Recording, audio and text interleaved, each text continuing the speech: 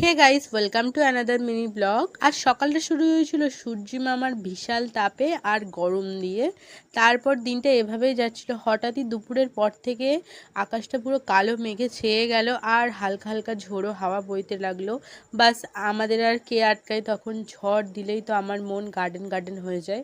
তো আমি, সিম্বা আর বাপি তিনজনে মিলে ছাদে এসেছিলাম আর আকাশটা শুধু দেখো পুরো কালো হয়ে গিয়েছিল চারিদিকটা। আর আমার মন তো এদিকে খুশিতে নাচতে আরম্ভ করে দিয়েছে অলরেডি। আর আমার মন কেন, আমি নিজেই অলরেডি ছাদে নাচতে আরম্ভ করে দিয়েছিলাম। আমার এত ভালো লাগছিল ওয়েদারটা। আর কিছুক্ষণ পরে মাও আমাদের সাথে জয়েন করেছিল, মাও এসেছিল। শুধু এখানে ভাইয়েরই অভাব ছিল।